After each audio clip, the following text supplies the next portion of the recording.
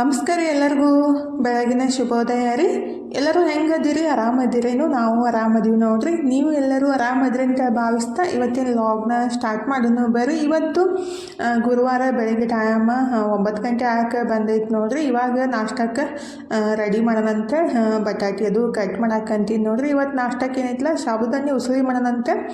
ರಾತ್ರಿನೇ ನಾನು ಸಾಬುದಾನಿ ನೆನೆಸಿಟ್ಟಿದ್ದೆ ರೀ.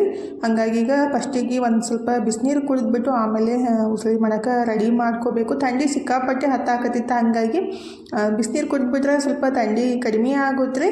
ಅಂದರೆ ಇವಾಗ ಥಂಡಿಯಾಗೆಲ್ಲ ಎಲ್ಲರೂ ಎದ್ದು ಕೂಡಲೇ ಬೆಳಗ್ಗೆ ಬಿಸಿ ಬಿಸಿ ಚಹಾ ಕುಡಿಯೋಕೆ ಸ್ಟಾರ್ಟ್ ಮಾಡಿಬಿಡ್ತಾರೆ. ಚಹಾ ಕುಡಿಯೋಕೆ ನಂಗೆ ಇಷ್ಟ ಆಗಲ್ಲ ಅಂತೇಳಿ ನಾನು ಸ್ವಲ್ಪ ಬಿಸಿನೀರನ್ನು ಕಾಸ್ಕೊಂಡು ಕುಡಿದ್ಬಿಟ್ಟು ನಾಷ್ಟಕ್ಕೆ ಸಾಬುದಾನಿ ಉಸುಳಿ ಮಾಡೋಣಂತ ರೆಡಿ ಮಾಡ್ಕೊಳಕತ್ತಿದ್ದೆ ರೀ. ಇದು ಉಪ್ಪ ಖಾಲಿ ಆಗಿತ್ತ, ಪುಡಿ ಮಾಡಿ ಇಟ್ಟಿದ್ದು. ಹಾಗಾಗಿ ಅದು ದಪ್ಪಂದು ತಂದಿಟ್ಟಿರ್ತೀನಿ ನಾನು 1 kg ಗಟ್ಟಲೆ ರೀ. ಅದನ್ನ ಬೇಕಂದಾಗ ಸ್ವಲ್ಪ ಪುಡಿ ಮಾಡ್ಕೊತೀನಿ. ಇವತ್ತು ಪುಡಿ ಮಾಡ್ಕೋಬೇಕಂತ ಅದನ್ನ ಹುಡುಕಾಡ್ತಾ ಇದ್ದೆ. ಅಲ್ಲಿ ಸಾಬುದಾನಿದು ಕವರ್ ಇಟ್ಟಿದ್ದೆ, ಅದು ಕೆಳಗಡೆ ಬಿದ್ದು ಕವರ್ ಹೊಡೆದ್ಬಿಟ್ಟು ಚೆಲ್ದು ಮತ್ತು ಅಲ್ಲೇ ಒಳ ಮಾಡಿ ಇಟ್ಟೆ ರೀ. ಕ್ಲೀನ್ ಮಾಡಿಬಿಟ್ಟು ತೊಳೆದು ಯೂಸ್ ಮಾಡೋಕೆ ಬರುತ್ತಂತೇಳಿ. ಈಗಿದ್ರೆ ಅದು ಉಪ್ಪಾಸ ಉಪ್ಪು ಅಂದ್ರೆ ನಮ್ಮ ಕಡೆ ಸೇದಲಾನಿ ಉಪ್ಪು ಅಂತೀವ್ರಿ ನಾವು. ಅದನ್ನ ಮಿಕ್ಸಿಗೆ ಹಾಕಿ ಪುಡಿ ಮಾಡಿ ತೊಗೋಬೇಕ್ರಿ. ಅಂದ್ರೆ ನಾವು ಹೊರಗಡೆಯಿಂದ ಪುಡಿದು ತಂದುಬಿಟ್ರೆ ಒಂದು 20 ರೂಪಾಯಿಗೆ 10-20 ಗ್ರಾಮ್ ಅಷ್ಟೇ ಕೊಡ್ತಾರೆ. ಮತ್ತು 1 kg ಗಟ್ಟಲೆ ತೊಗೊಂಡ್ರೆ 60-70 ರೂಪಾಯಿಗೆ 1 kg ಸಿಗುತ್ತೆ. ಅಂದರೆ ನಾನು ಬ್ಲ್ಯಾಕ್ ಸಾಲ್ಟ್ ಆಗಲಿ ಮತ್ತು ಇದು ಸೇದಲಾನಿ ಉಪ್ಪು ಅಂತೀವಿ, ಅದನ್ನು 1 kg ಗಟ್ಟಲೆ ತಂದು ಇಟ್ಬಿಟ್ರೆ 1 ತಿಂಗಳು 2-3 ತಿಂಗಳು ಆರಾಮ್ಸೆ ಯೂಸ್ ಮಾಡ್ಬೋದು. ಬ್ಲ್ಯಾಕ್ ಸಾಲ್ಟ್ ಅಂತೂ 6 ತಿಂಗಳ ತನಕ ಬರೋದ್ರಿ. ಅಂದರೆ ಬೇಕಂದಷ್ಟು ಪುಡಿ ಮಾಡ್ಕೊತೀನಿ, ಮತ್ತು ಹಂಗೆ ಇಟ್ಬಿಡ್ತೀನಿ. ಈ ರೀತಿ ಒಂದು ಕವರಿಗೆ ಹಾಕಿ ಕ್ಲಿಪ್ ಹಾಕಿ ಇಟ್ಬಿಟ್ರಾಯ್ತು. ಈಗಿದ್ರೆ ಅದೇ ಮೊನ್ನೆ ಸ್ವಲ್ಪ ಜಾಸ್ತಿನೇ ಪುಡಿ ಮಾಡಿದ್ದೆ, ಅದನ್ನು ಪುಡಿ ಇತ್ತು. ಅದಕ್ಕಾಗಿ ದಪ್ಪನ ತೆಗೆದಿಟ್ಬಿಟ್ಟು ಪುಡಿ ಇದ್ದಿದ್ದೆ ಮಿಕ್ಸಿಗೆ ಹಾಕಿ ಪುಡಿ ಮಾಡ್ಕೊಂಡ್ರಾಯ್ತು. ಜಸ್ಟ್ ಒಂದು 10 ಸೆಕೆಂಡ್ ಒಳಗಡೆ ಮಿಕ್ಸಿಗೆ ಹಾಕಿಬಿಟ್ರೆ ಪುಡಿ ಆಗಿಬಿಡುತ್ತೆ ರೀ. ನಾವು ಹೊರಗಡೆಯಿಂದ ಸ್ವಲ್ಪ ಕ್ವಾಂಟಿಟಿ ಒಳಗೆ ತರಬೇಕಂದ್ರೂ ಜಾಸ್ತಿ ಅಮೌಂಟ್ ಕೊಡಬೇಕಾಗುತ್ತೆ. ಈ ರೀತಿ ಮಾಡ್ಕೊಂಡ್ಬಿಟ್ರೆ ಬೆಸ್ಟ್ ನೋಡಿರಿ. ಎಲ್ಲಿ ಆಗುತ್ತಲ್ಲ ಅಲ್ಲಿ ಸ್ವಲ್ಪ ಆದ್ರೂ ಸೇವಿಂಗ್ಸ್ ಮಾಡಬೇಕು. ಅಂದರೆ ನಮ್ಮ ಕಡೆ ದುಡಿಯೋಕ್ಕಾಗಲ್ಲ ಅಂದ್ರೂ ಸೇವಿಂಗ್ಸ್ ಆದ್ರೂ ಮಾಡಲೇಬೇಕಲ್ರಿ. ಎಲ್ಲನೂ ಪುಡಿ ಇದ್ದಿತ್ತು ಅಂದ್ಬಿಟ್ರೆ ಅಮೌಂಟ್ ಜಾಸ್ತಿ ಖರ್ಚಾಗುತ್ತೆ. ಹಾಗಾಗಿ ಈ ರೀತಿ ಮಾಡೋದು ಯಾರು ತಪ್ಪು ತಿಳ್ಕೊಳಕ್ಕೆ ಹೋಗ್ಬೇಡ್ರಿ. ಎಲ್ಲದ್ರೊಳಗೆ ಎಷ್ಟು ಉಳ್ಸಕ್ಕಿದ್ದೀವ ಅಂತ ಹಂಗೂ ಅಂತಾರು. ಅದಕ್ಕಾಗಿ ನಮ್ಗೆ ಎಷ್ಟಾಗುತ್ತೋ ಅದು ನಮ್ಗೆ 1 ರೂಪಾಯಿ ಹೋದ್ರೂ ಅದು ನಮ್ಗೆ ಇಂಪಾರ್ಟೆಂಟ್ ಅಲ್ರಿ. ಕೆಲವೊಂದು ಸಲ 1 ರೂಪಾಯಿನೇ ಇಂಪಾರ್ಟೆಂಟ್ ಅನಿಸುತ್ತಲ್ಲ. ಹಾಗಾಗಿ ಎಷ್ಟಾಗುತ್ತೋ ಅಷ್ಟು ಉಳ್ಸೋಕೆ ಪ್ರಯತ್ನ ಪಡೋದಷ್ಟೇ. ಈಗಿದ್ರೆ ಅದನ್ನು ಮಿಕ್ಸಿಗೆ ಹಾಕಿ ಪುಡಿ ಮಾಡಿ ಇಟ್ಟಿದ್ದೀನಿ ನೋಡಿರಿ. ಈ ಕಡೆ ಸಾಬುದಾನಿ ಉಸುಳಿ ಮಾಡಬೇಕಂತ ಬಟಾಟಿ ಮತ್ತು ಮೆಣಸಿನ್ಕಾಯಿ ಅದು ಕಟ್ ಮಾಡಾಕಂತೇಳಿ ಅದನ್ನು ಕಟ್ ಮಾಡಿ ಎತ್ತಿಟ್ಟಿದ್ದೀನಿ. ಸಾಬುದಾನಿ ಉಸುಳಿಗೆ ಸ್ವಲ್ಪ ಶೇಂಗಾ ಪುಡಿ ಹಾಕಿಬಿಟ್ರೆ ಚಲೋ ಆಗೋದು. ಹಾಗಾಗಿ ಶೇಂಗಾನು ಸ್ವಚ್ಛ ಮಾಡಿಕೊಂಡು ಮಿಕ್ಸಿಗೆ ಹಾಕಿ ಪುಡಿ ಮಾಡ್ಕೊಳಕಂತೀನಿ ನೋಡಿರಿ. ಜಾಸ್ತಿ ಸಣ್ಣ ಮಾಡ್ಕೊಳಕ್ಕೆ ಹೋಗಬಾರ್ದು, ಸ್ವಲ್ಪ ತರಿಯಾಗಿ ಪುಡಿ ಮಾಡಿ ತೊಗೋಬೇಕಾಗುತ್ತೆ. ಈಗ ಒಂದು ಬಾಣಲಿ ಕಸಕ್ಕೆ ಇಟ್ಬಿಟ್ಟು 1-2 ಚಮಚದಷ್ಟು ಎಣ್ಣೆ, ಅಂದರೆ ಸಾಬುದಾನಿಗೆ ಎಣ್ಣೆ ಜಾಸ್ತಿ ಹಾಕಬೇಕಂತ ಕೆಲವೊಬ್ರು ಅಂತರೂ ಎಣ್ಣೆ ಜಾಸ್ತಿ ಹಾಕಿಬಿಟ್ರೆ ತಿನ್ನಾಕನ ಆಗಂಗಿಲ್ಲ ರೀ. ಆದಷ್ಟು ಸ್ವಲ್ಪ ಎಣ್ಣೆ ಕಮ್ಮಿ ಹಾಕಿಬಿಟ್ಟೇ ಮಾಡೋದು ಬೆಸ್ಟ್. ಅಂದ್ರೆ ಅದು ಎಲ್ಲ ಬೆಂದಾದ್ಮೇಲೆ ಎಣ್ಣೆ ಅನ್ಸಕ್ಕೆ ಸ್ಟಾರ್ಟ್ ಆಗುತ್ತೆ. ಹಾಗಾಗಿ 1-2 ಚಮಚದಷ್ಟು ಎಣ್ಣೆ, ಜೀರಿಗೆ. ಅಂದರೆ ಉಪವಾಸ ಇದ್ದಾಗ ಈ ರೀತಿ ಮಾಡೋದು. ಉಪವಾಸ ಇಲ್ಲಾಂದ್ರೆ ಉಳ್ಳಾಗಡ್ಡಿನೂ ಬಳಸ್ಬೋದು ರೀ. ಈಗಿದ್ರೆ ನಾನು ಎಣ್ಣೆ ಮತ್ತು ಜೀರಿಗೆ, ಕಟ್ ಮಾಡಿಟ್ಟಿದ್ದ ಬಟಾಟಿ ಮತ್ತು ರುಚಿ ಸ್ವಲ್ಪ ಉಪ್ಪು ಹಾಕಿಬಿಟ್ಟು ಬಟಾಟಿ ಮೆತ್ತಗಾಗೋ ಮಟ್ಟ ಹುರ್ಕೋಬೇಕಾಗುತ್ತೆ. ಒಂದು 2-3 ನಿಮಿಷ ಬೇಕಾಗುತ್ತೆ. ಹಾಗಾಗಿ ಆ ಕಡೆ ಬೆನ್ಸಾಕಿ ಇಟ್ಟಿದ್ದೀನಿ. ಈ ಕಡೆ ಇದ್ರೆ ನಾನು ಸ್ವಲ್ಪ ಸಾಬುದಾನಿ ಜಾಸ್ತಿನೇ ನೆನೆಸಿಟ್ಬಿಟ್ಟಿದ್ದೆ. ಹಾಗಾಗಿ ಈ ರೀತಿ ಮಾಡಿಬಿಟ್ರೆ ಭಾಳ ಬೆಸ್ಟ್ ಆಗುತ್ತೆ. ಅಂದರೆ ನಾವು ಹೊರಗಡೆಯಿಂದ ಲೈನಾನ್ ಸಾಬುದಾನಿ ಅಂತ ಸಿಗ್ತಾವಲ್ಲ, ಅವು ಸಾಬುದಾನಿ ಚೂಡ ಮಾಡೋಕ್ಕೆ ಬಳಸ್ತೀವಿ. ಆದರೆ ಅದಕ್ಕಿಂತ ಬೆಸ್ಟ್ ಈ ಥರ ಮಾಡಿದಾಗ ಯೂಸ್ ಆಗೋದ್ರೆ ಪಟ್ ಅಂತೇಳಿ ಫ್ರೈ ಆಗಿಬಿಡ್ತಾವೆ. ಈ ರೀತಿ ಮಾಡಿದ್ದು ನಾನು ಹೋದ ವರ್ಷ ನನ್ನ ಮಕ್ಕಳಿಗೆ ಈ ರೀತಿ ಮಾಡಿಕೊಟ್ಟಿದ್ದೆ, ಭಾಳ ಮಸ್ತ್ ಆಗಿದ್ದು.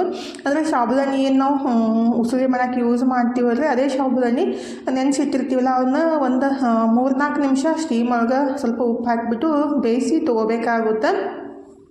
ಅಂದರೆ ಬೇಸಿಗೆ ಒಳಗೆ ಈ ರೀತಿ ಮಾಡಿ ಇಟ್ಕೋಬೋದು. ಅಂದರೆ ನಾವು ಸಾಬುದಾನಿ ಹಪ್ಪಳ ಎಲ್ಲ ಯಾವ ರೀತಿ ಮಾಡ್ತಿಲ್ಲ ಅದೇ ರೀತಿ ಇದನ್ನು ಯೂಸ್ ಮಾಡೋದಷ್ಟೇ. ಅದನ್ನ ಒಂದು 3-4 ನಿಮಿಷ ಸ್ಟೀಮ್ ಒಳಗೆ ಬೆನ್ಸಾಕಿಟ್ಟಿದ್ದೀನಿ. ಸ್ವಲ್ಪ ಉಪ್ಪನ್ನ ಹಾಕಿ ಬೇಕಂದಾಗ ನಾವು ಸಾಬುದಾನಿ ಫ್ರೈ ಮಾಡಿ ಸಾಬುದಾನಿ ಚೂಡಾನ ರೆಡಿ ಮಾಡ್ಕೋಬೋದು. ಈ ಕಡೆ ಏನು ನಾನು ಬಟಾಟಿ ಹುರಿಯಾಕಿಟ್ಟಿದ್ದೆ ಅಲ್ರಿ, ಅದಕ್ಕೆ ನೆನೆಸಿಟ್ಟಿದ್ದ ಸಾಬುದಾನಿ ಮತ್ತು ಮತ್ತಷ್ಟು ರುಚಿಗೆ ತಕ್ಕಷ್ಟು ಉಪ್ಪು ಮತ್ತು ಸ್ವಲ್ಪ ಶೇಂಗಾದ ಪುಡಿ ಹಾಕಿ ಒಂದು 3-4 ನಿಮಿಷ ಚಲೋತ್ನಾಗೆ ಹುರ್ಕೊಂಡು ರೆಡಿ ಮಾಡ್ಕೋಬೇಕಾಗುತ್ತೆ. ಲಾಸ್ಟಿಗೆ ಬೇಕಂದ್ರೆ ಸ್ವಲ್ಪ ನಿಂಬೆಹಣ್ಣಿನ ರಸ ಮತ್ತು ಸ್ವಲ್ಪ ಸಕ್ಕರೆನ ಬಳಸ್ಬೋದು. ಈ ಕಡೆ ಏನೋ ಸ್ಟೀಮ್ ಒಳಗೆ ಸಾಬುದಾನಿ ಬೆನ್ಸಾಕಿ ಇಟ್ಟಿದ್ದೆ ಒಂದು 3-4 ನಿಮಿಷ ಆಗಿತ್ತು. ಅದನ್ನ ತೆಗೆದ್ಬಿಟ್ಟು ತಣ್ಣೀರೊಳಗೆ ಅದನ್ನ ತೊಳಿಬೇಕಾಗುತ್ತೆ. ಈ ರೀತಿ ಅಂದರೆ ತೊಳೆಯೋದಂದ್ರೆ ಅದೇನು ಗಂಜಿ ಎಲ್ಲ ಬಿಡಂಗಿಲ್ಲ ರೀ, ಒಂದಕ್ಕೊಂದು ಹತ್ತಿರ್ತಾವಲ್ಲ ಅವನ್ನ ಎಲ್ಲ ಬಿಡಿ ಬಿಡಿ ಆಗ್ತಾವೆ. ಅಂದ್ರೆ ನಾವು ಸಾಬುದಾನಿ ಹಪ್ಪಳ ಮಾಡ್ಬೇಕಾದ್ರೆ ಅಳಸು ಮಾಡಿಬಿಟ್ಟು ಇಷ್ಟಿಷ್ಟು ಹಾಕ್ತೀವಿ, ಆ ಥರ ಮಾಡಿಬಿಟ್ರೆ ಅವು ಸಾಬುದಾನಿ ಹಪ್ಪಳ ಹಾಕ್ತಾವೆ. ಈ ರೀತಿ ಮಾಡಿದಾಗ ಏನಿಲ್ಲ ಸಾಬುದಾನಿ ಚೂಡ ಮಾಡೋಕ್ಕೆ ಯೂಸ್ ಮಾಡ್ಬೋದು ರೀ. ತಿನ್ನೋಕ್ಕಾದ್ರೂ ಅಷ್ಟೇ ನಾವು ಲೈನನ್ ಸಾಬುದಾನಿ ಚೂಡ ಮಾಡಿದಾಗ ಸ್ವಲ್ಪ ಗಟ್ಟಿ ಇರ್ತಾವೆ, ಅಂದರೆ ಇವು ಮಾತ್ರ ಬಾಯಿಗೆ ಇಟ್ಟರೆ ಹಂಗೆ ಕರಿಬಿಟ್ಟು ಅಷ್ಟು ಮಸ್ತ್ ಆಗ್ತಾವೆ ರೀ. ಹೋದ್ಸಲ ಮಾಡಿದ್ದೆ ನಾನು, ಇವತ್ತು ಸ್ವಲ್ಪ ಸಾಬುದಾನಿ ನೆನೆಸೋದು ಜಾಸ್ತಿನೇ ಆಗಿತ್ತು. ಕೆಲವೊಂದು ಸಲ ನಮ್ಮ ತಂಗಿನೂ ಮಂದಿ ಬೈಯಾಕತ್ತಿಲ್ಲ, ನಿನ್ನ ಕೈ ದೊಡ್ಡದೈತವ ನೀ ಸ್ವಲ್ಪ ಮಾಡೋದೇ ಇಲ್ಲ ಅಂತೇಳಿ. ಅಂದ್ರೆ ಹಂಗಾರಿ ನಮ್ದು ಏನಂತಾರಲ್ಲ ಅದು ರೂಢಿ ಆಗ್ಬಿಟ್ಟಿರ್ತೈತಿ. ನನ್ನ ಸಂಬಂಧ ಸ್ವಲ್ಪ ಜಾಸ್ತಿನೇ ಆಗಿದ್ದ, ಹಾಗಾಗಿ ಉಸುಳಿ ಅಷ್ಟೆಲ್ಲ ಮಾಡಿಬಿಟ್ರೆ ಖರ್ಚಾಗಂಗಿಲ್ಲ ಮತ್ತು ಜಾಸ್ತಿ ತಿನ್ನಕ್ಕೂ ಆಗಂಗಿಲ್ಲ ರೀ ಅದು ಉಸುಳಿ.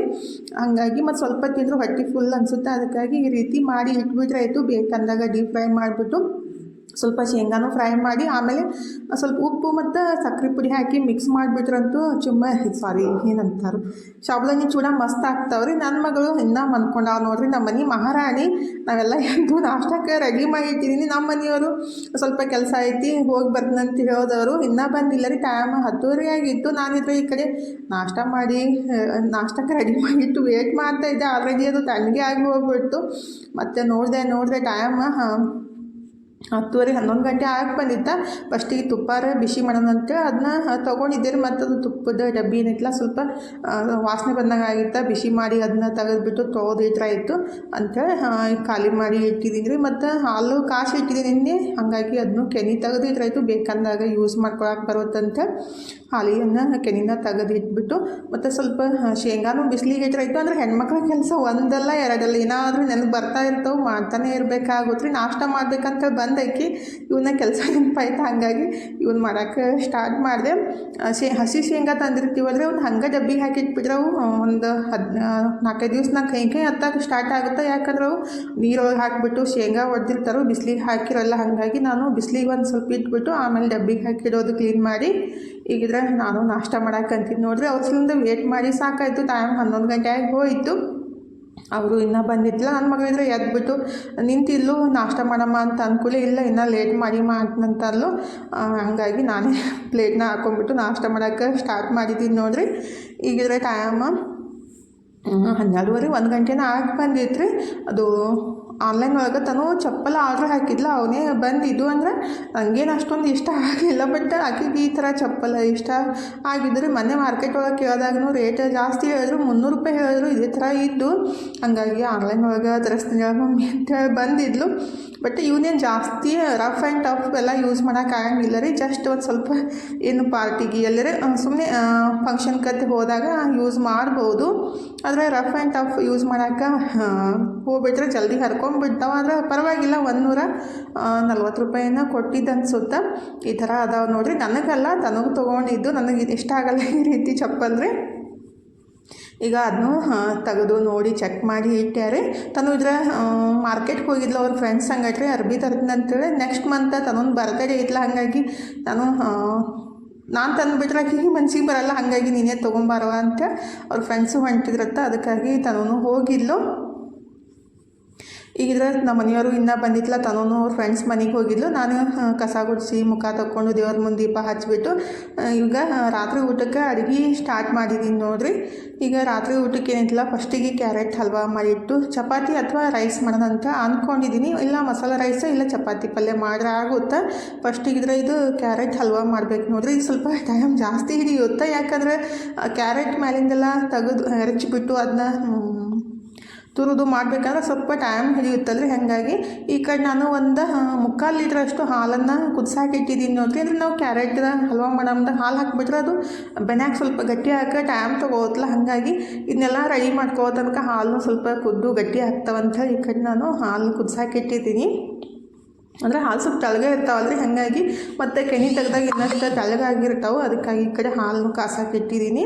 ಈ ಕಡೆ ನಾನು ಮತ್ತು ಅದು ಕ್ಯಾರೆಟನ್ನು ಮ್ಯಾಲಿಂದೆಲ್ಲ ಈ ರೀತಿ ಹೆರ್ಕೊಂಡ್ಬಿಟ್ಟು ಹಚ್ಚಿ ತೊಗೋಬೇಕಾಗುತ್ತೆ. ಇದಕ್ಕೆ ಸ್ವಲ್ಪ ಟೈಮ್ ಜಾಸ್ತಿ ಹಿಡಿಯುತ್ತೆ. ಕ್ಯಾರೆಟ್ ಹಲ್ವಾ ಮಾಡೋಕ್ಕೇನು ಜಾಸ್ತಿ ಟೈಮ್ ಬೇಕಾಗಿಲ್ಲ ಮತ್ತು ಕಷ್ಟ ಅಂತ ಅನ್ಸಂಗಿಲ್ಲ ರೀ. ಆದರೆ ಇದು ಹೆರ್ಚೋದಂದ್ರೆ ಸ್ವಲ್ಪ ಕಷ್ಟನೇ ಆಗುತ್ತೆ.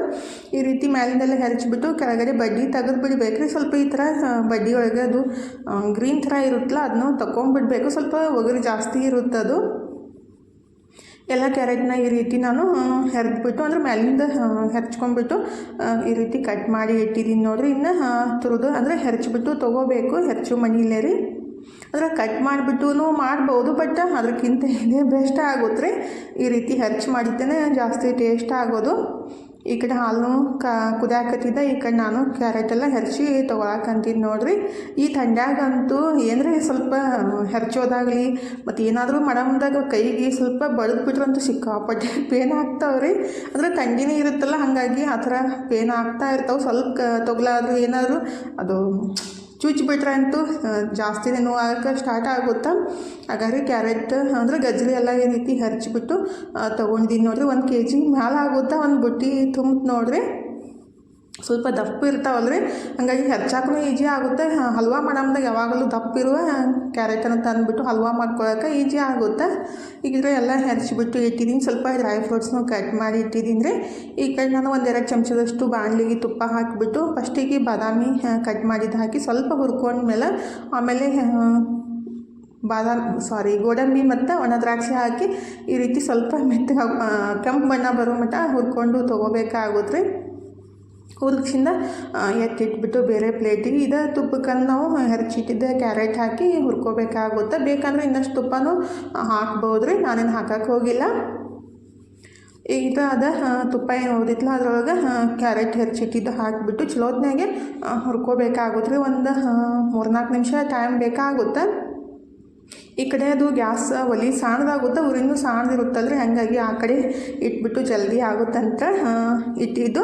ಒಂದು 2-3 ನಿಮಿಷ ಹುರ್ಕೊಂಡ್ಮೇಲೆ ಏನು ಫಸ್ಟಿಗೆ ಹಾಲು ಕುದಿಸಿಟ್ಟಿದ್ದೆ ಅಲ್ರಿ, ಆ ಹಾಲು ಹಾಕಿಬಿಟ್ಟು ಚಲೋತ್ನಾಗೆ ಮತ್ತೆ ಕುದಿಸ್ಕೋಬೇಕಾಗುತ್ತೆ. ಹಾಲು ಅಡ್ಸೋ ಮಟ್ಟ ರೀ. ಈಗಿದ್ರೆ ಹಾಲನ್ನು ಹಾಕಿಬಿಟ್ಟು ಚಲೋತ್ನಾಗೆ ಮಿಕ್ಸ್ ಮಾಡಿ ಒಂದು 2-3 ನಿಮಿಷ ಮುಚ್ಚಿಡ್ಬೇಕಾಗುತ್ತೆ ರೀ.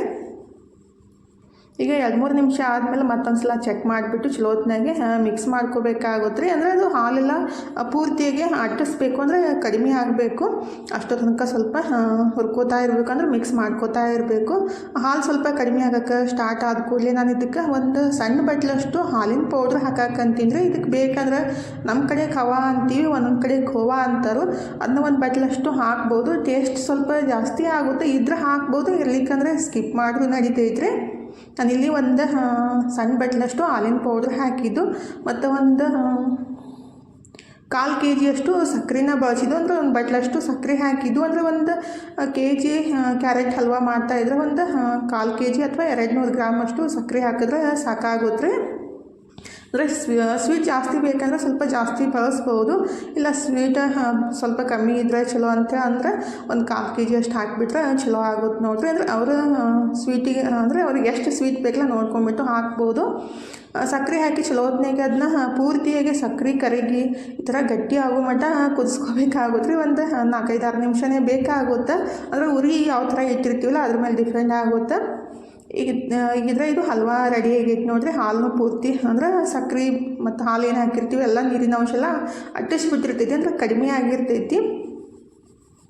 ಈಗ ಇದನ್ನೆಲ್ಲ ಹಚ್ಸಿದ್ಮೇಲೆ ಲಾಸ್ಟಿಗೆ ಒಂದು 3-4 ಏಲಕ್ಕಿನ ಕೊಟ್ಬಿಟ್ಟು ಹಾಕಿದ್ದೀನಿ ರೀ. ಮತ್ತು ಹುರಿದಿಟ್ಟಿದ್ದ ಡ್ರೈ ಫ್ರೂಟ್ಸ್ನು ಹಾಕಿ ಚಲೋತ್ನಾಗೆ ಮಿಕ್ಸ್ ಮಾಡ್ಕೊಂಡ್ಬಿಟ್ರೆ ಮಸ್ತಾಗಿರುವ ಕ್ಯಾರೆಟ್ ಹಲ್ವಾ ರೆಡಿ ಆಗುತ್ತೆ ನೋಡಿರಿ. ಈ ಥರನೂ ಮಾಡ್ಕೋಬೋದು. ಸಕ್ಕರೆ ಮತ್ತು ಹಾಲು ಬಳಸ್ದೇನೂ ಮಾಡ್ಬೋದು. ಸಕ್ಕರೆ ಮತ್ತು ಹಾಲು ಬಳಸ್ದೇ ಕ್ಯಾರೆಟ್ ಹಲ್ವಾ ರೆಸಿಪಿ ಬೇಕಂದ್ರೆ ಕಮೆಂಟ್ ಬಾಕ್ಸ್ ಒಳಗೆ ಹೇಳ್ರಿ, ನಾನು ನೆಕ್ಸ್ಟ್ ಟೈಮ್ ಖಂಡಿತ ಶೇರ್ ಮಾಡ್ತೀನಿ ರೀ. ಅದನ್ನು ಟೇಸ್ಟ್ ಆಗುತ್ತೆ. ಈ ಥರನೂ ಮಾಡ್ಬೋದು ಮತ್ತು ಹಾಲು ಮತ್ತು ಸಕ್ಕರೆ ಬಳಸ್ದೇನೂ ಮಾಡ್ಬೋದು. ಈಗಿದ್ರೆ ಫಸ್ಟಿಗೆ ದೇವ್ರ ಮುಂದೆ ಇಟ್ಟು ಕೈ ಮುಗಿದು ಆಮೇಲೆ ನಾವು ಟೇಸ್ಟ್ ಮಾಡಿದ್ರೆ ಇದ್ದಂತೇಳಿ ಈಗಿದ್ರೆ ನಾನು ದೇವ್ರಿಗೆ ನೈವೇದ್ಯ ಇಡಾಕಂತೀನಿ ನೋಡಿರಿ. ಏನೋ ಒಂಥರ ಖುಷಿ, ಸ್ವೀಟ್ ಮಾಡಿ ದೇವರಿಗೆ ನೈವೇದ್ಯ ಇಟ್ಬಿಟ್ರೆ ಅಂದರೆ ನಾವೇ ತಿಂತೀವಿ ಖರೆ, ಆದ್ರೂ ಒಂಥರ ಖುಷಿ ಅನಿಸುತ್ತಲ್ರಿ. ಈಗ ದೇವ್ರ ಮುಂದೆ ಇಟ್ಟು ಕೈ ಮುಗಿದು ಈಗ ನಾನು ಪ್ಲೇಟಿಗೆ ಹಾಕಿಬಿಟ್ಟು ಸರ್ವ್ ಮಾಡಾಕಂತೀನಿ ನೋಡಿರಿ. ನಮ್ಮ ಮನೆಯವ್ರಿಗೆ ಟೇಸ್ಟ್ ಮಾಡಿರಿ ಹೆಂಗಾಗೈತೆ ಅಂತ ನೋಡ್ರಿ ಅಂತ ತಿನ್ನಿಸ್ಬಿಟ್ಟು ಅವರು ಮಸ್ತ್ ಆಗೈತೆ ಅಂತ ಅಂದರು. ಭಾಳ ಮಸ್ತ್ ಆಗುತ್ತೆ ರೀ, ಟೇಸ್ಟ್ ಅಂತೂ ಸಖತ್ತಾಗಿರುತ್ತೆ. ನೀವು ಒಂದ್ಸಲ ಖಂಡಿತ ಟ್ರೈ ಮಾಡಿರಿ. ಆಲ್ಮೋಸ್ಟ್ ಎಲ್ಲರೂ ಮಾಡ್ತಾರೆ. ಒಬ್ಬೊಬ್ಬರು ಮಾಡೋ ಏನಂತಾರೆ ಮೆಥಡ್ ಸ್ವಲ್ಪ ಚೇಂಜ್ ಇರ್ಬೋದು, ಆದರೆ ಈ ಥರ ಮಾಡಿಬಿಟ್ರೆ ಸಖತ್ತಾಗಿರುತ್ತೆ. ಇದಕ್ಕೆ ಇನ್ನೂ ಹಾಲಿನ ಪೌಡ್ರ್ ಹಾಕೋಕ್ಕಿಂತ ರೀ ಖೋವಾ ಅಂತೀವಲ್ಲ, ಅಂದರೆ ನಮ್ಮ ಕಡೆ ಖವಾ ಅಂತೀವಿ, ಅದನ್ನ ಹಾಕಿಬಿಟ್ರೆ ಸಖತ್ತಾಗಿರುತ್ತೆ, ಇನ್ನೂ ಜಾಸ್ತಿ ಟೇಸ್ಟ್ ಇರುತ್ತೆ ರೀ. ಈಗಿದ್ರೆ ನಾವು ಸ್ವಲ್ಪ ತಿಂದ್ಬಿಟ್ಟು ಇನ್ನು ಅಡುಗೆ ಸ್ಟಾರ್ಟ್ ಮಾಡಬೇಕಲ್ರಿ. ಮನು ಫೋನ್ ಹಚ್ಚಿದ್ದ, ಹಂಗಾಗಿ ಅರ್ಧ ತಾಸು ಮಾತಾಡ್ಕೊತ ಕುಂತಿದ್ದೆ ರೀ. ಅಂದರೆ ಮಕ್ಕಳನ್ನ ಬಿಟ್ಟಿರೋದು ಸ್ವಲ್ಪ ಕಷ್ಟನೇ ಅಲ್ರಿ, ನನಗೂ ಜೀವ ನೆನೆಸ್ತಾ ಇರ್ತೈತಿ. ಹಂಗಾಗಿ ಮನು ಫೋನ್ ಹಚ್ಚಿದ ಕೂಡಲೇ ಒಂದು ಅರ್ಧ ತಾಸು ಮಾತಾಡಿಬಿಟ್ಟು ಮತ್ತು ಬದ್ನಿಕಾಯಿ ಪಲ್ಯ ಮಾಡಿ ಇನ್ನಿದ್ರೆ ಚಪಾತಿ ಮಾಡಾಕಂತೀನಿ ನೋಡ್ರಿ. ನಮ್ಮ ಮನೆಯವ್ರೂ ತನೂ ಕರ್ಕೊಂಬರಕ್ಕೆ ಹೋಗ್ಯಾರು, ತನೂ ಹೊರಗಡೆ ಹೋಗಿರಲ್ರಿ ಅವ್ರ ಫ್ರೆಂಡ್ಸ್ ಸಂಗಟ ಬಟ್ಟೆ ತರ್ತೀನಿ ಅಂತೇಳಿ. ಮತ್ತು ಇವತ್ತು ಕ್ರಿಸ್ಮಸ್ ಐತಿ, ಹಾಗಾಗಿ ಸ್ವಲ್ಪ ಅದು ಕ್ರಿಸ್ಮಸ್ ಎಲ್ಲ ಡೆಕೋರೇಷನ್ ಎಲ್ಲ ಮಾಡಿರ್ತಾರಲ್ಲ ನೋಡಿಕೊಂಡು ಬರ್ತೀವಂತ ಹೋಗಿದ್ರು. ಈಗಿದ್ರೆ ನಾನು ಪಲ್ಯ ಮಾಡಿ ಚಪಾತಿ ಮಾಡೋಕೆ ಸ್ಟಾರ್ಟ್ ಮಾಡಿದ್ದೀನಿ ನೋಡ್ರಿ. ಎಲ್ಲರ ಸಲಿಂದ ಹೆಣ್ಮಕ್ಳು ಕಾಯ್ತಾನೆ ಇರ್ತೀವಿ, ಬೆಳಗ್ಗೆನೂ ಕಾಯೋದು, ಸಂಜೆ ಮುಂದಾಗೂ ಕಾಯೋದು, ಅಂದರೆ ನಮ್ಮ ಏನಂತಾರೆ ಕರ್ತವ್ಯನೂ ಅದು. ಮತ್ತು ಒಂದೊಂದ್ಸಲ ಬೇಸರ ಬರ್ತಾ ಇರ್ತೈತಿ. ಈಗಿದ್ರೆ ಚಪಾತಿ ಅಷ್ಟು ಮಾಡಿಬಿಟ್ರೆ ಆಗುತ್ತೆ ನೋಡ್ರಿ. ಆ್ಯಕ್ಚುಲಿ ರೈಸ್ ಮಾಡ್ಬೇಕಂತ ಅಂದಿದ್ದೆ ನಮ್ಮ ಮನೆಯವರಿಗೆ.